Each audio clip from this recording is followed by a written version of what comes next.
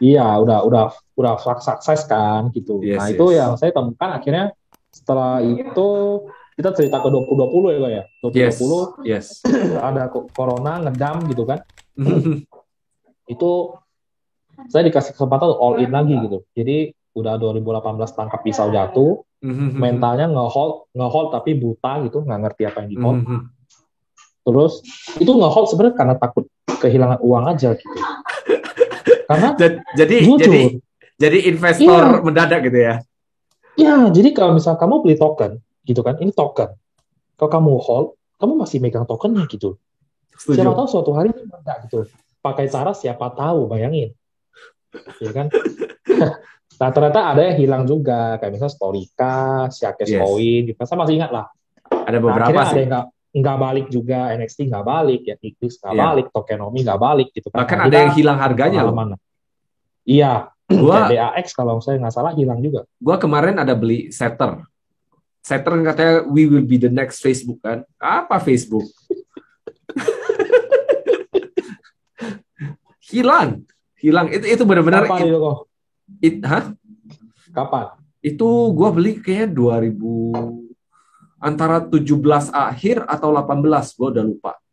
Itu waktu Oh itu iya, Mbak. kita di Crypto Watch kita masih bareng-bareng loh, kita due diligence, kita pelajari ini tuh, baca white paper dan sebagainya.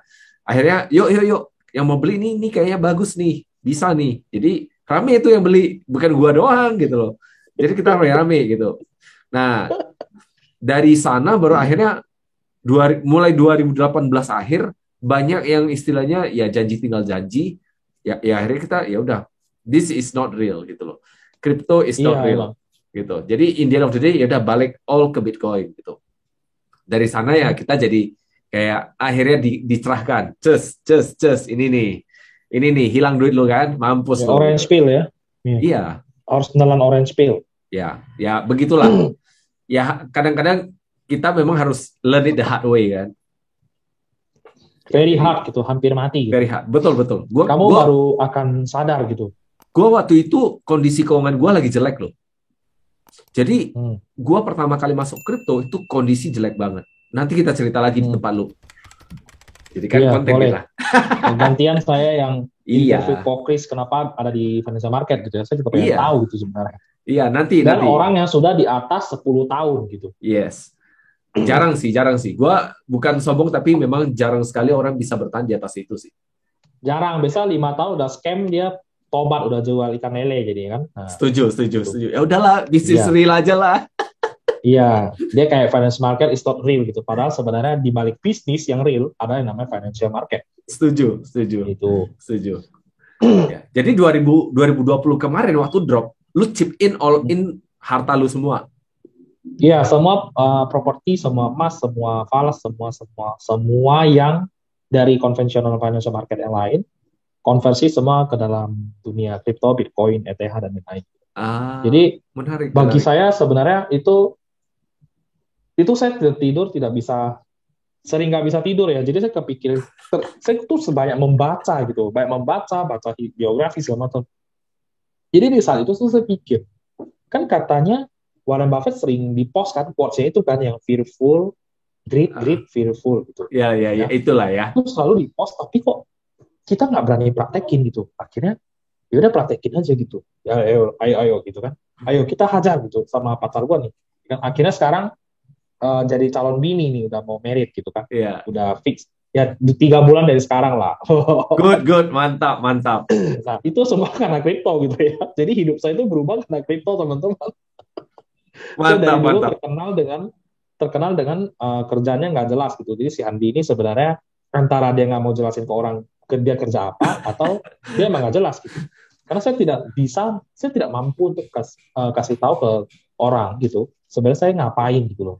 Ah, Ya susah lah ngomongnya kan. Masa lu ngomongin DeFi protokol segala macam sih gitu. Nah jadi ya pasti tahu gitu. ya Jangankan kerjanya apa? trading, ya kan? Kerjanya apa? Mocok-mocok. Ya Mocok-mocok itu kerjanya bahasa Medan. farming liquidity pool gitu. Hah, apa itu gitu? Ya nggak masuk gitu kan. Gak masuk. Nah akhirnya ya all in dan waktu Mei ke September tuh agak galau ya karena Mei ke September 2020 kan harga jalan di tempat dari 8.000, 9.000, 10.000, 10.500, 11.000, balik ke 10.000. Bolak-balik, Saya masih bolak-balik. ingat tuh, bolak-balik itu Iya. fase akumulasi. Jadi waktu itu saya tidak ada indikator yang cukup canggih. Nanti saya kasih tahu Chris ya. Iya. saya nggak ada indikator itu gitu, yang ngecek bandarmologi. Nah, tapi di situ kita hanya punya keyakinan gitu bahwa sebenarnya setelah halving dan di dalam financial market ada yang namanya harus bersabar. Jadi setelah Anda halving, Setuju. ikut halving, Anda chip in, ya kan? Anda masuk gila-gilaan, ada beberapa kawan juga masuknya cukup gila. Ada yang pilih Cardano, ada yang pilih ETH, ada yang pilih Doge gitu. Yang paling kaya yang Dogecoin pastinya. Nah, ya itu Alpha Degen. Iya, itu sih either jadi naga beneran atau ya Ya, udah gitu-gitu aja gitu loh. ya itu dari hasil kerja kantoran, THR segala macam, chip in ke sana gitu. Ya kalau Sekarang sih udah resign kayaknya. tapi resign menurut gua sih bisa aja salah gitu loh. Bisa aja, Bisa kecuali aja Anda salah. mau into the rabbit hole menjadi financial market kayak gua gitu ya, full time gitu ya. Nah, jadi habis itu udah setelah sampai di momen itu saya masih paling ingat Desember 2020 itu kayak gue tuh sampai bilang, guys akhirnya gue miliarder gitu. Dan ya akhirnya epic comeback gitu kan, karena memang dari tidak tahu terus gagal, terus belajar, terus malah into the rabbit hole, tidak keluar ya, tidak menyerah gitu. Akhirnya ya udah sampailah ke hari ini gitu. Karena sebenarnya waktu itu punya dua pilihan, udahan dengan financial market yang saya terlalu halusinasi, atau saya lanjut gitu. Karena waktu itu saya kena juga di saham gitu, DGIK sama Garuda gitu. Waduh. Saya kalah juga gitu kan, nggak ngerti apa-apa, asal fundamental lu pikir harga bisa naik gitu kan. Ya enggak lah gitu. Nah, akhirnya saya juga gagal, terus kena saham-saham gorengan, saham repo gitu ya.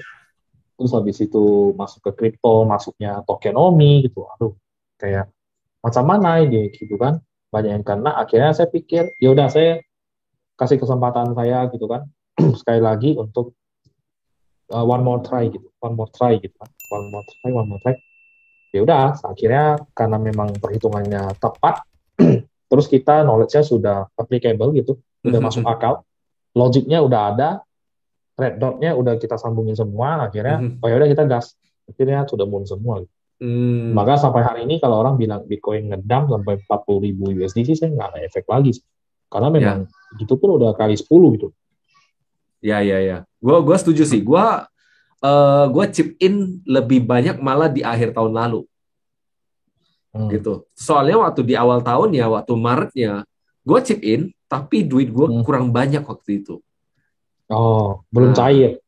Belum cair. Tapi waktu di akhir tahun, setelah gue melakukan banyak perhitungan, akhirnya gue Alpha Degen, tapi di ETH waktu itu. Tapi di ETH. Wah, itu gila sih. Tapi nanti gue ceritain. Nanti gue ceritain di tempat lo. Itu bakal menarik banget karena gue ngelakuin suatu hal yang benar-benar melawan hukum dari personal finance. Iya, yang hal-hal yang sebenarnya kita nggak boleh lakukan kan? Bener, tapi gue lakuinnya pakai kalkulasi. Jadi istilahnya gue nggak gila banget. Degen, tapi di sisi lain yang ada scale-nya lah, ada ukurannya. Udah dihitung. Ya, ada takarannya. Betul, udah dihitung gitu. Ntar gue cerita tempat lu aja. Siap. Ya, kita save. Biar semuanya pada penasaran. Ini gimana nih? Ya, saya soalnya juga melanggar aturan investasi sebenarnya. Cuman saya pikir mungkin Warren Buffett pada zaman dia juga mungkin dia melanggar gitu. Karena kalau saya itu di kripto kayak 95% udah di kripto gitu. Jadi there's no way out lagi kalau saya ya. Jadi ya saya 95% di dalam kripto dan Bitcoin. Karena menurut saya disitulah saya menemukan tambang berliannya saya gitu. Mau di mana lagi gitu kan. Cool. Berarti secara tidak langsung lu baru katakan bahwa 95% aset lu memang udah di kripto. Iya. Oke, that is a very big bet. Very big one. Karena nah ini gue sedikit cerita soal gue nih. Gue sebelum married dulu, mudah-mudahan nggak terjadi sama lu, amit-amit. Karena gini, gue 2 bulan sebelum married, aset gua semua di option. Bukan binary ya, American options. Jadi gua dulu trading American options. Dan 2 bulan sebelum merit habis semua. Dan bahkan gua masih ngutang ke broker. Lu bayangin, habis plus minus ke broker lagi. Dan broker dari US telepon gua nagih utang. Gua kayak, cuy, itu aset gua semua. Gua udah habis nih. Sekarang lu nagih utang. Mau gimana gue bayar gitu loh. Dan gue sempat hampir bundir. Tapi untungnya waktu itu yang sekarang bini gue di samping gue bilang, nggak apa-apa, you can do it again. Makanya gue comeback kembali di financial market. Karena bini gue percaya sama gue. Dia trust gue bakal jadi sesuatu kembali di financial market. Nanti kita cerita di tempat Andi.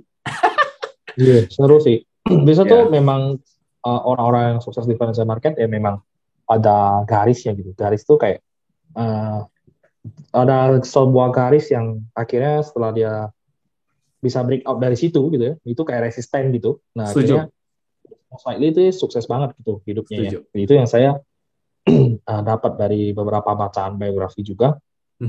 Juga begitu gitu. Jadi there is no easy way out untuk orang-orang yang di financial market yang masih baru, terutama yang hanya minta sinyal-sinyal gitu, sinyal trading dong, TPSL itu it's not gonna take you far gitu. Itu hanya sesuatu tools yang make money tapi fast money tapi it's not far.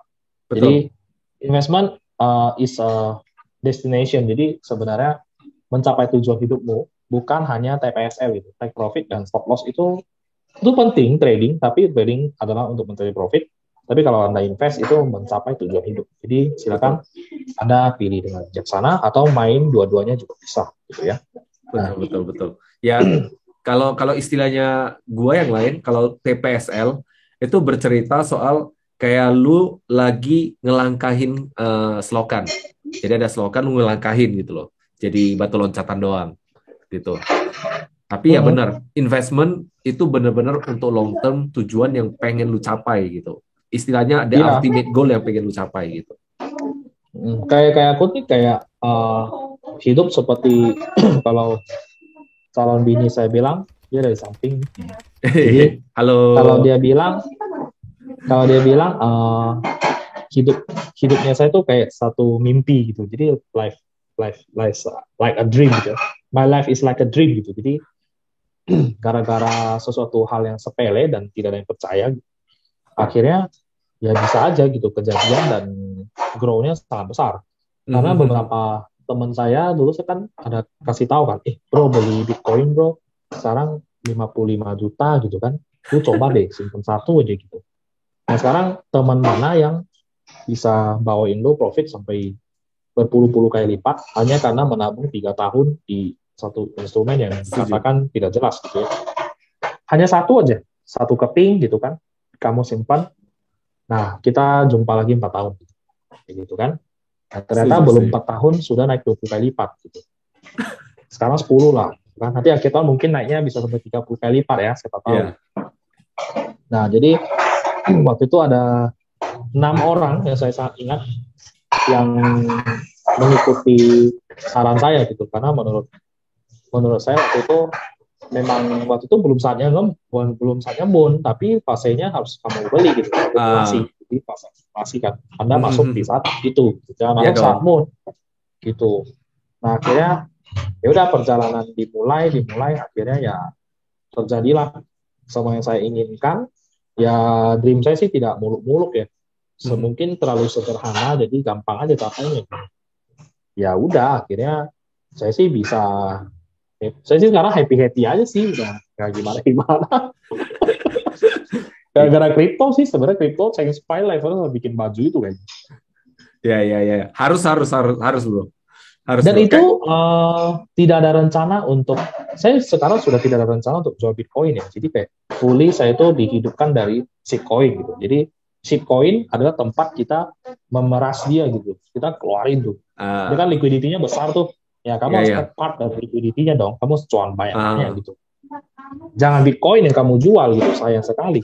Setuju. Berarti secara nggak langsung lu katakan tempat nyari cuan ya di shitcoin. Tapi jelas. setelah itu lu accumulate jadi aset dalam bentuk Bitcoin.